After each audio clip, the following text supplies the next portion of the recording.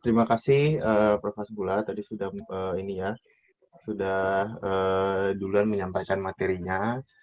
Dan juga terima kasih juga nih pada teman-teman jago preventif yang kita harapkan bisa menjadi frontliner dalam promotor usaha kita untuk prevensi sebaran COVID-19. Izinkan saya memperkenalkan diri, saya dengan Rian Rahmat Nugraha. Saya seorang analis kebijakan di USAID Indonesia, juga seorang dokter.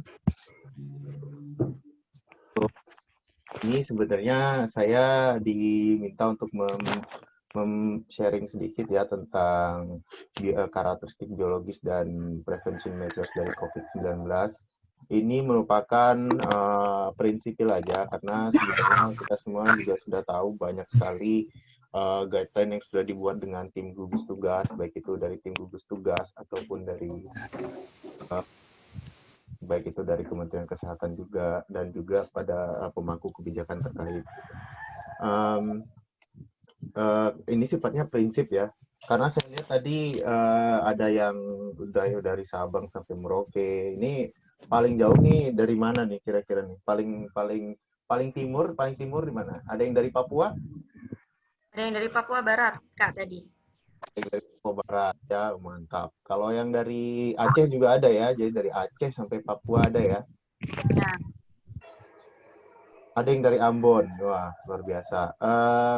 Tadi kalau dari tingkat pendidikan juga ada yang dari ini ya, ada yang SMA juga ya, teman-teman kita ada yang enroll di masih senior high school gitu. Jadi dari senior high school, jadi dari lintas ini ya. Saya cepat aja. Intinya adalah untuk ini kita sama-sama sharing ilmu bagaimana ini tentang karakteristik biologi dan prevention measures dari COVID-19.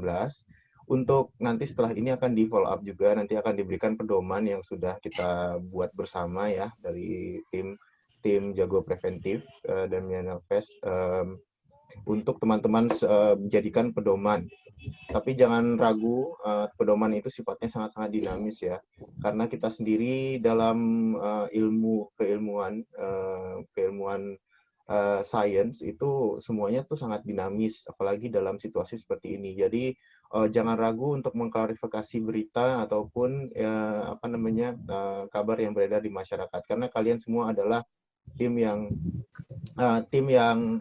istilahnya itu merupakan frontline gitu. Dan frontline ini adalah sebagai tim science. Jadi harus orientasinya adalah science dan evidence. Lihat jangan sampai malah kita sebagai frontliner ini yang nyebarin hoax. Itu yang paling saya takutkan. Nanti kita akan pikirkan sama-sama bagaimana caranya kita untuk memerangi hoax seperti itu. Atau kita buat nanti tim hoax busters sendiri. Kalau misalnya kita ini sebagai frontliner, kita berperang itu kita harus punya senjata. Nah, senjata kita ada ilmu sebagai edukator dan promotor prevensi. Ini sedikit tentang karakteristik biologi dari COVID-19. Jadi siapa sih lawan kita tuh sebenarnya? Kita harus tahu dulu nih lawan kita ini adalah yang disebut dengan SARS-CoV-2 virus ya. Ini memang sangat-sangat sains sekali, cuman yang paling penting yang teman-teman mesti ketahui adalah virus RNA yang punya kemampuan replikasi yang tinggi. Kemampuan replikasi RNA itu virus RNA dengan DNA itu berbeda. RNA itu lebih tidak stabil dibanding virus DNA. SARS-CoV-2 ini adalah termasuk virus yang RNA, jadi dia tidak stabil. Maka dari itu dia juga merupakan hasil mutasi juga dari generasi sebelumnya. Ini gambar ini saya ambil dari artikel di Economist. Gitu. Kalau misalnya maka dari itu kemampuan replikasinya itu sangat cepat dikarenakan dia secara badan itu tidak stabil. Next. Ini adalah tipe-tipe yang termasuk dalam coronavirus. Jadi ada 3 coronavirus teman-teman semua. Jadi nanti kalau misalnya teman-teman ditanya juga, kalau misalnya coronavirus ini apakah ada berapa macamnya dan lain-lain gitu. Dulu itu kalau di 2002 ada yang namanya SARS-CoV.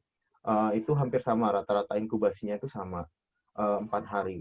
Tapi kita tidak bisa menilai rata-rata inkubasi kalau misalnya kita belum punya sampel yang representatif. Nah, sekarang ini sekarang ini untuk yang SARS-CoV-2 itu kita sedang meraba-raba sebenarnya. Maka dari itu penting untuk kita semua update terhadap ilmu yang terverifikasi supaya kita juga menjelaskan kepada masyarakat awam, tentunya dengan bahasa yang disederhanakan untuk masyarakat awam itu paham gitu bagaimana tentang bahayanya. Contohnya ini gejalanya juga hampir sama. Kalau SARS-CoV virus 1 dan virus 2 itu memang hampir sama, tapi berbedanya di dalam karakteristik biologi virusnya. Gitu. Lalu kita lanjutkan juga di MERS-CoV. MERS-CoV ini adalah berawal dari 2012 di Saudi Arabia. Kasusnya sangat mematikan, tapi persebarannya tidak seganas yang SARS-CoV-2 sekarang. Kalau misalnya teman-teman lihat gejalanya juga lebih khas gitu. Ada demam yang menggigil, nyeri otot, batuk, sesak nafas, bahkan muntah sampai diare gitu. Nah, di sini yang penting kita ketahui adalah kita harus punya basic karakteristik dari virus-virus tersebut dan perbedaannya di dalam sebuah klaster klaster genom virus coronavirus ini. Lalu kita punya SARS-CoV-2 atau yang sekarang sedang merebak.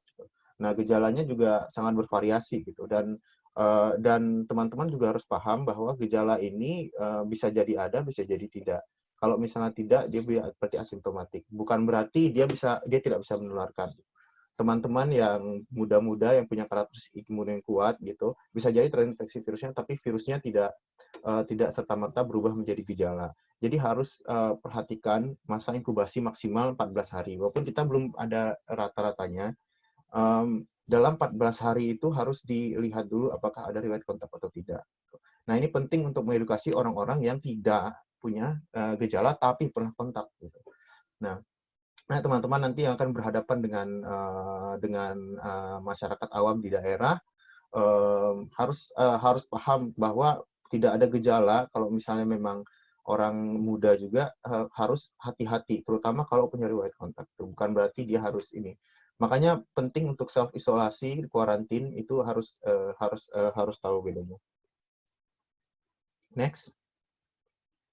Nah, ini adalah versi bagaimana cara virus ini mentransmisi. Saya sampaikan 4 kalau misalnya dari manusia ke manusia ini sudah terkonfirmasi. Ada droplet saluran nafas via batuk dan bersin, via kontak dekat, menyentuh benda atau permukaan yang terhadap virus di sana dan kita menyentuh mulut, hidung dan mata. Jadi ada medianya gitu ya. Itu detailnya ada di bawah di manusia dan lingkungan. Dan juga kontaminasi fases. Kalau kontaminasi fases ini memang kita belum bisa konfirmasi, masih harus dilakukan eksplorasi, tapi penemuan sekarang adalah sudah ada gitu bukti-bukti yang menunjukkan ke arah adanya apabila seseorang terpapar dengan fases orang yang terkena atau penderita, bahwa itu juga bisa menularkan. Nah, dari manusia dan lingkungan ini adalah manusianya itu ada reservoirnya dulu. Gitu. Jadi ada sebuah media antara.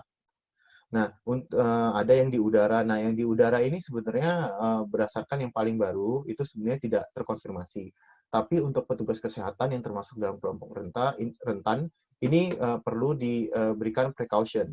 Jadi kalaupun misalnya ada petugas kesehatan yang tidak kontak langsung tapi berada dalam ruangan yang sama dengan penderita, harus menggunakan alat pelindung diri ya. Tapi kalau misalnya kita untuk orang awam itu tidak. Ada media-media seperti tembaga ataupun misalnya cardboard, lalu juga stainless steel dan juga plastik. Ini masanya berbeda-beda. Tapi sekali lagi ini adalah temuan yang sifatnya preliminary atau temuan sementara. Kita dalam sains kita perlu terus update, terus verifikasi informasi yang kita dapatkan supaya kita juga bisa melindungi teman-teman kita yang teman-teman dan juga keluarga dan juga masyarakat awam yang mungkin tidak bisa mentranslasi informasi ini sebaik kita. Next. Nah, ini adalah kriteria yang teman-teman harus tahu di dalam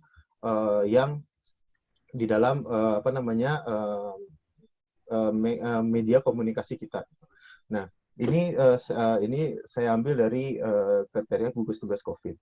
Memang kita sekarang ini banyak sekali sumber-sumber informasi karena semua pemangku kepentingan itu akan membuat sebuah kebijakan yang sekiranya memang overlap dengan tugasnya mereka.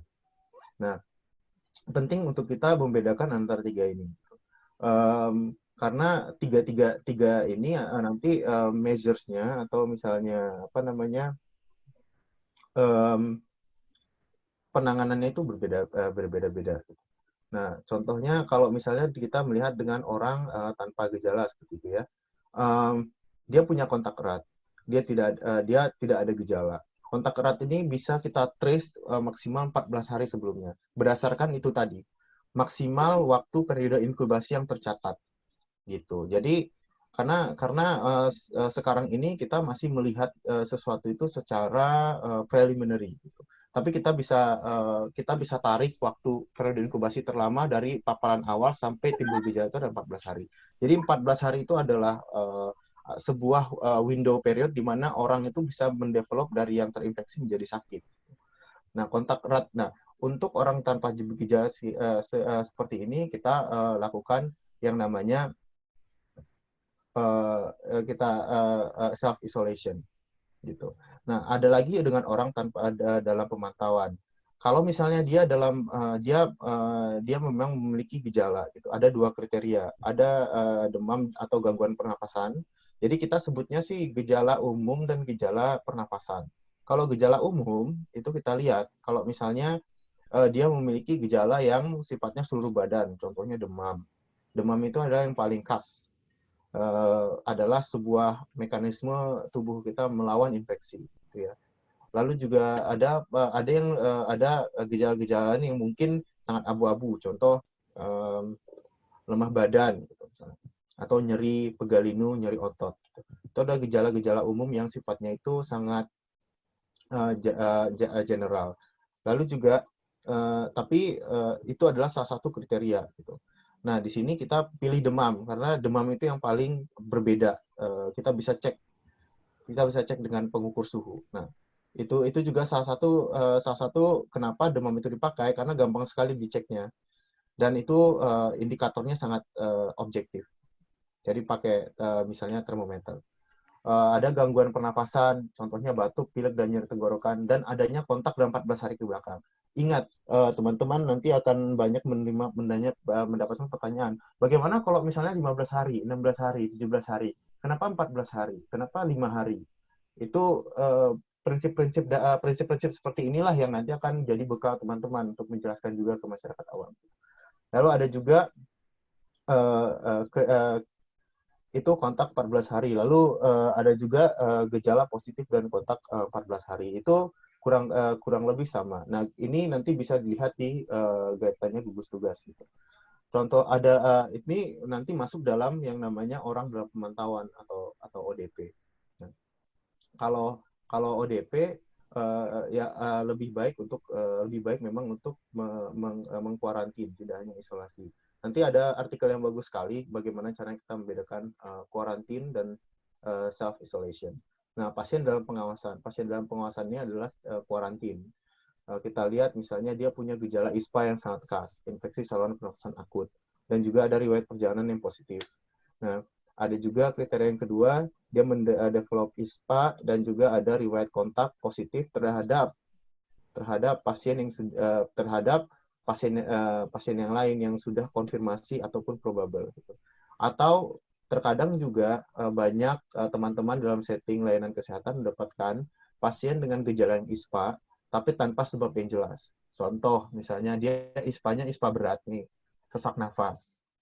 Misalnya sesak nafas ataupun tangannya dingin, kebiruan, tapi dia juga tidak ada etiologi yang jelas gitu. Dia tidak bisa menjelaskan riwayat perjalanannya dan lain-lain gitu misalnya.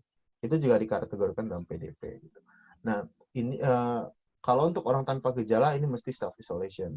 Contohnya tadi Prof. Hasbullah. Misalnya kita misalnya yang seperti yang Prof. Hasbullah bilang tadi, kita punya kontak nih kita pernah rapat nih seminggu ke belakang dengan seseorang yang akhirnya mendevelop positif.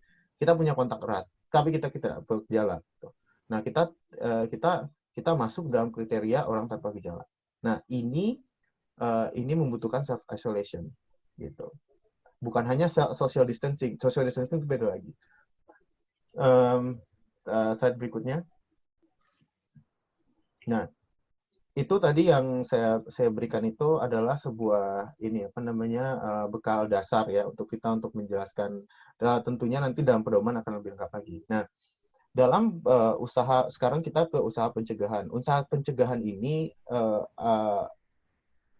prinsip utamanya adalah ini, flatten the curve. Kalau misalnya teman-teman lihat misalnya ada dua hal yang dan ini diambil dari kasus nyata dulu tahun 1918 gitu. Ketika kalau misalnya dilihat di bagian Y itu adalah nomor kasus, jumlah kasus, dan di X adalah waktu. Jadi kalau semakin ke kanan waktunya akan semakin berjalan. Nah,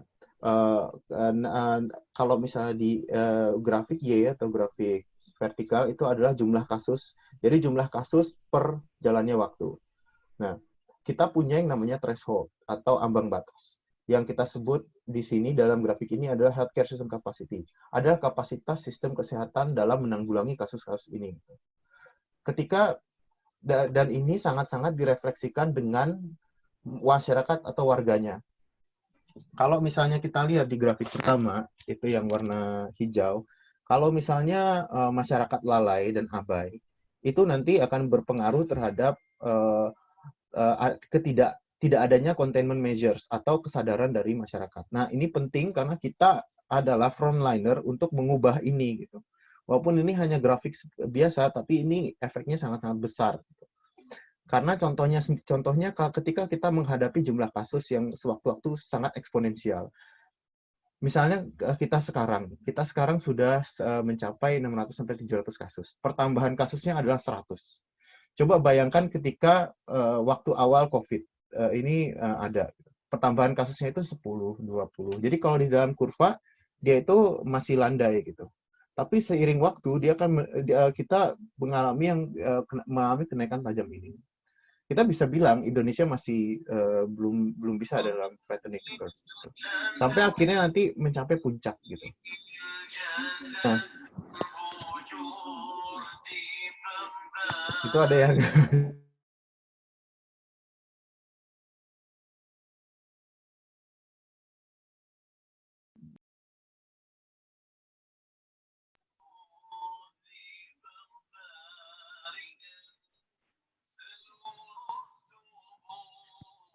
ya, jadi kalau misalnya, nah kita ke bagian yang kedua, di mana yang orange, di mana itu bisa ditekan.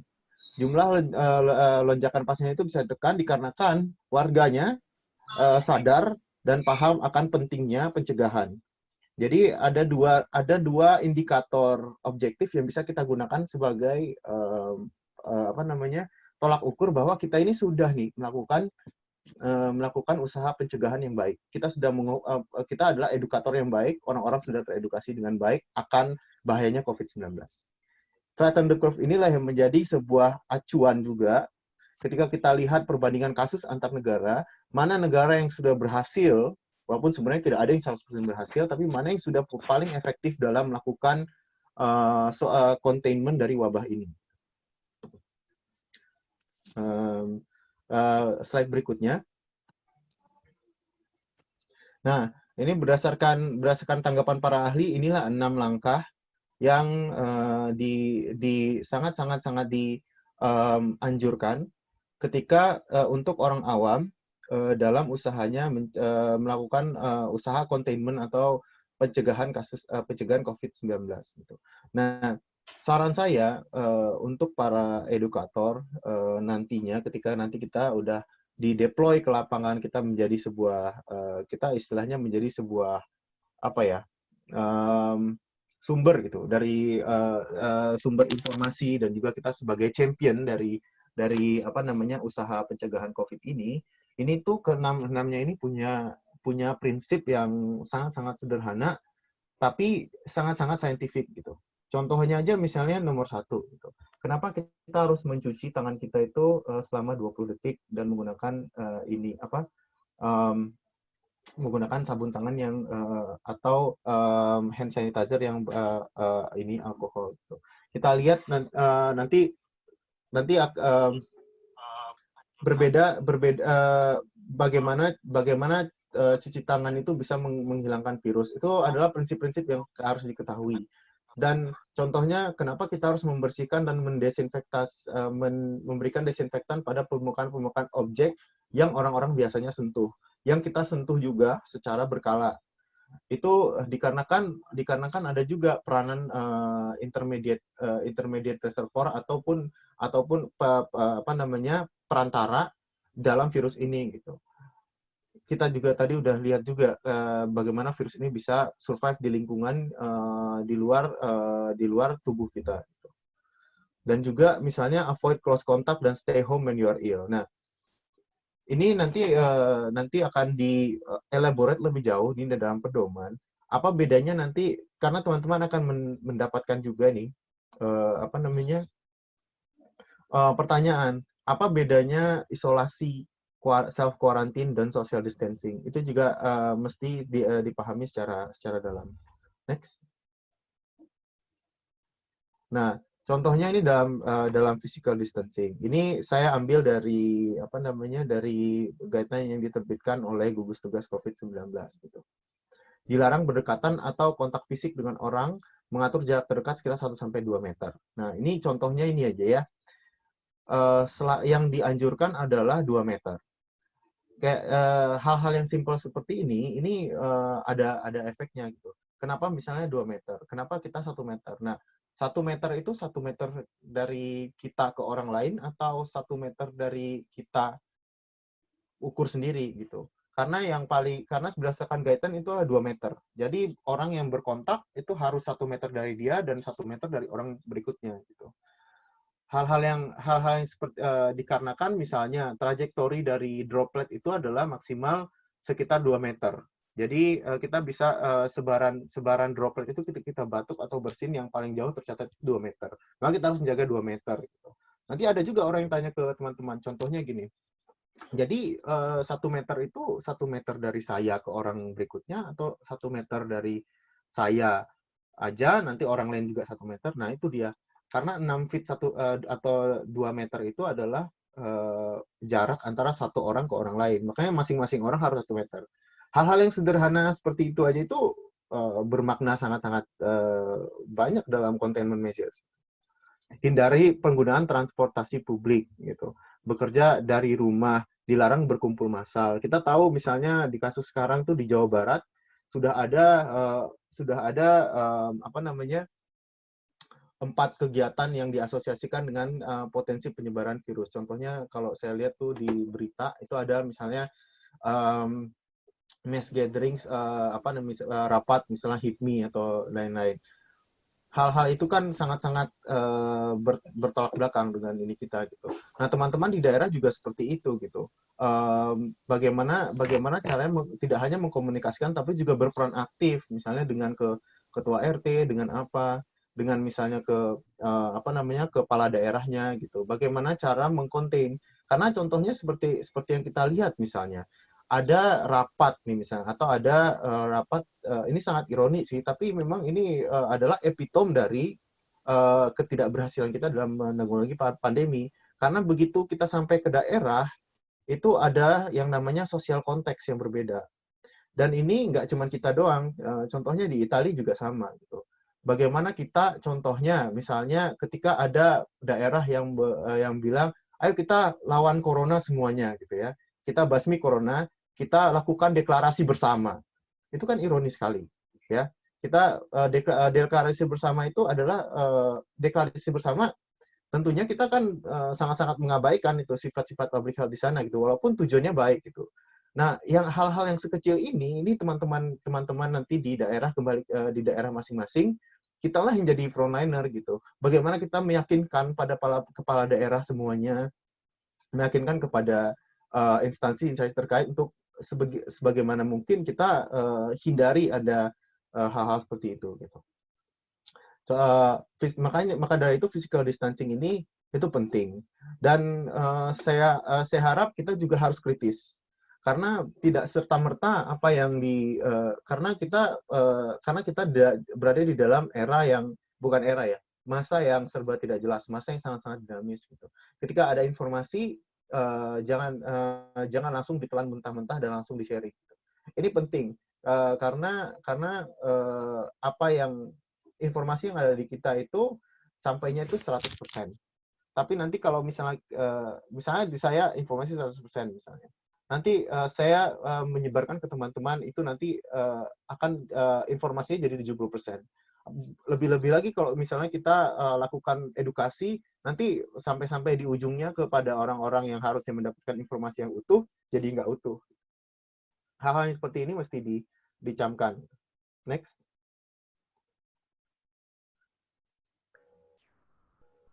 Nah, contohnya ini. Nah, saya tadi menyinggung kenapa harus physical distancing.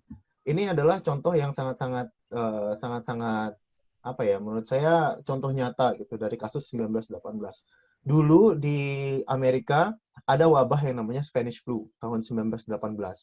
Nah, kurva ini juga kurva yang tadi saya jelaskan di awal tentang flattening the curve ini adalah terinspirasi dari kejadian wabah dulu juga. Kenapa tahun 1918? Itu kan sangat outdated. Karena kita memang berada dalam situasi yang tidak pernah dirasakan dalam 100 tahun terakhir. Gitu. Contohnya, jadi ada dua kota yang sangat berdekatan yang baru saja terkena wabah Spanish flu. Gitu. Ada Philadelphia dan ada kota St. Louis. Nah, di kota St. Louis pada saat terjadi wabah mereka melakukan yang namanya parade massal. Mereka mengabaikan yang namanya social distancing, physical distancing, maaf. Lalu juga usaha-usaha pencegahan yang lain yang sifatnya itu penting, tapi karena mereka mengedepankan ini kan bentuk solidaritas gitu. Mereka mengabaikan perintah itu. Dan pada saat itu ada parade dan mereka tetap melaksanakan parade.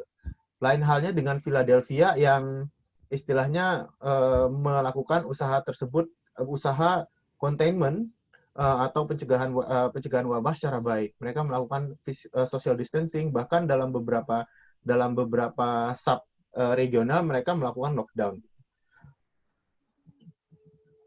Kebalik. Justru Philadelphia yang ada parade, St. Louis-nya yang enggak. Sorry, kebalik. Nah, di Philadelphia yang melakukan parade tadi, itu terdapat lonjakan kasus setelah terjadi yang parade. Sedangkan di St. Louis itu hampir tidak ada kasus. Gitu.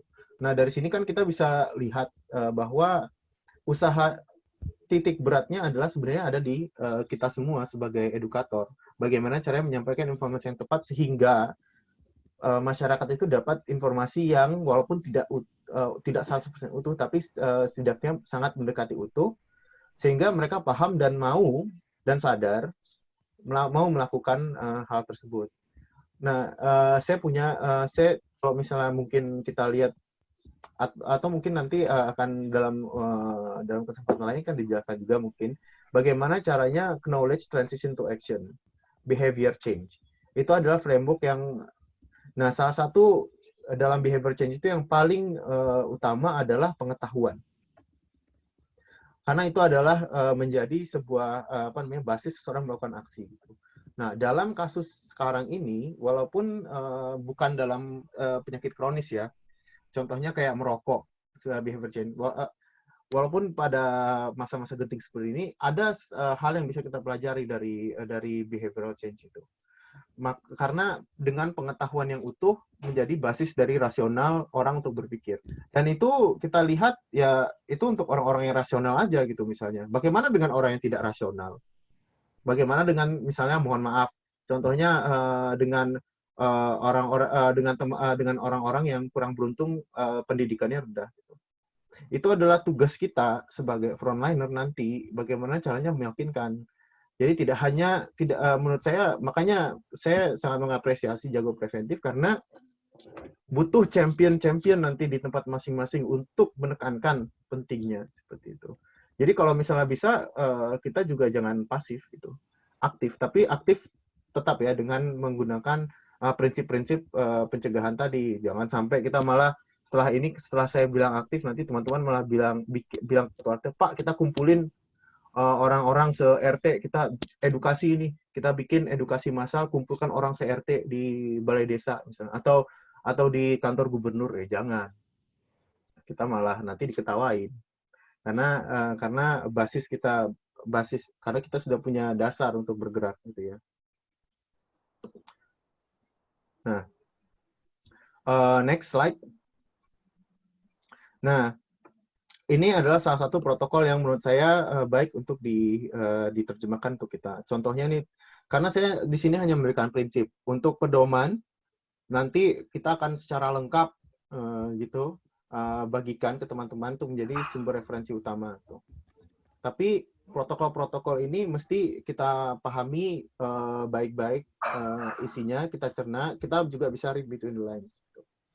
Kenapa sih, apa sih misalnya someone at risk? Siapa sih yang tergolong someone at risk? Contohnya orang tua, atau misalnya dengan orang-orang yang memiliki istilahnya kondisi imun yang tidak sebaik kita. Contohnya pada orang seperti apa itu? Misalnya penderita penderita HIV/AIDS. Jadi kita sebutnya ODA, orang dengan HIV/AIDS misalnya. Mereka walaupun bisa menerapkan usaha-usaha pencegahan ini, mereka juga sangat bergantung pada kita gitu. Kita juga sebut ada yang namanya herd immunity, ya kan? Nah, kalau misalnya herd immunity itu dulu memang kita sebutannya untuk pemberian vaksin. Tapi di dalam kasus ini sangat-sangat aplikatif. Karena kita melakukan usaha-usaha prevensi atau pencegahan, ini kita tidak hanya memperhatikan diri kita sendiri, tapi juga orang lain. Karena banyak proporsi kita itu banyak yang muda. Bahkan ketika kita lihat secara demografi gitu ya, kita akan mendapatkan yang namanya kita akan mengalami yang namanya demografi emas, lonjakan populasi muda. Yang berarti kita sekarang berada dalam track di mana kita populasi muda lebih banyak. Populasi yang muda ini justru harus lebih aware karena contohnya tadi, kalau kita kaitkan dengan karakteristik kasus yang carrier gitu misalnya. Pasien-pasien kita ini yang tidak mendevelop gejala, secara tidak sadar juga bisa mendevelop virus dalam tubuh kita. Virusnya sudah ada di dalam, tapi kita nggak dapat simptom aja. Tetapi ketika kita hidup atau tinggal atau berinteraksi secara intens dengan orang-orang yang punya risiko tinggi, ini kita malah menginfeksi virus itu. Berpotensi menginfeksi virus itu pada orang-orang tersebut. Dan orang tersebut yang malah kena imbasnya, mereka yang sakit, karena mereka sistem imunnya tidak sebaik kita. Nah, saya harapkan nanti juga kita bisa ya sama-sama atau nanti tim gitu ya, kita sebarkan protokol-protokol atau misalnya yang banner flyer seperti ini, tapi dengan terjemahan bahasa lokal. Terjemahan bahasa lokal, karena ini kita beruntung dapat akses informasi yang tepat. Baik, bagaimana nanti teman-teman yang dengan orang-orang yang tidak seberuntung kita gitu. Orang-orang yang tidak mengerti bahasa Inggris, orang-orang yang tidak mengerti ini. Karena kita lihat aja ketika kita melakukan promosi kesehatan, kita juga harus tahu ketika sasaran edukasi kita siapa. Kalau kita ngasih bahasa Inggris kayak gini, nggak ada yang paham. Ada beberapa inisiatif yang baik menerjemahkan ini misalnya menjadi bahasa Sunda. Nah, itulah yang menjadi senjata kita gitu. Dengan harapan mereka bisa baca bahasa Sunda. Karena inilah yang sebenarnya kita takutkan gitu. Ketika mata rantai tidak berhasil kita putus, karena kan sekarang kasus dominasi itu kan ada di kota-kota besar, ya kan? Tapi ketika kasus tersebut tapi kita containment usaha untuk kita menanggulangi di kota tersebut gagal, dia kan akan spill ke kota-kota yang lain. Nah, usaha pencegahan di kota-kota besar tersebut tentunya beda dengan kota-kota yang kecil gitu. Kapasitas sistem kesehatannya juga beda. Nanti audiens atau misalnya rakyatnya juga berbeda-beda gitu, tingkat kepemahamannya. Nah, ini yang kita takutkan gitu.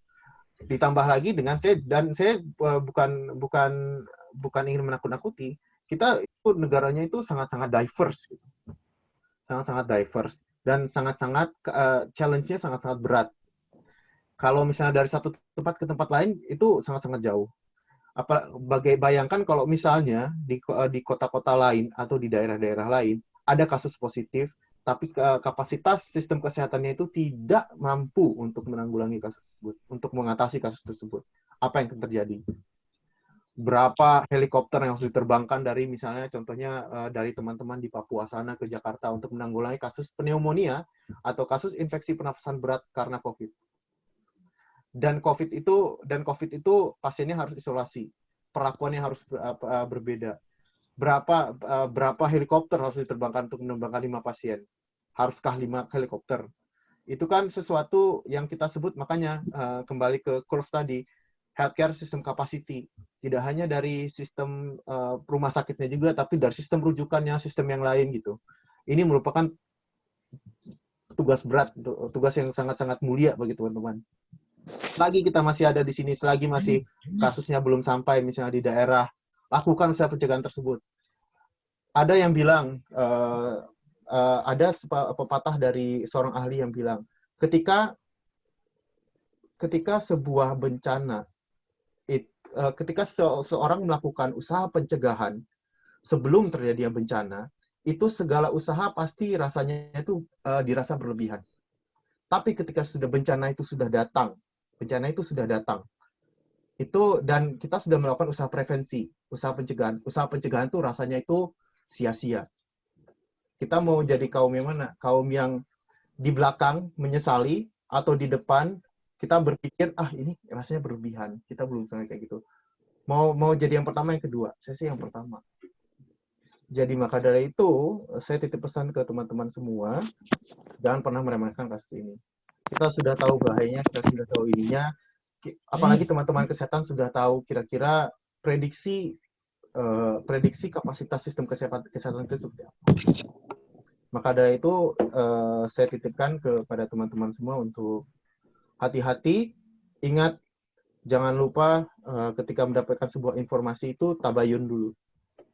Ikro, baca dulu, lakukan riset sederhana, verifikasi, validasi. Saya juga harap teman-teman tim JP juga punya tim nanti yang ada di belakang meja untuk memverifikasi hoaxbusters. Karena kalau misalnya di daerah nanti kita bertanggung jawab atas banyak orang.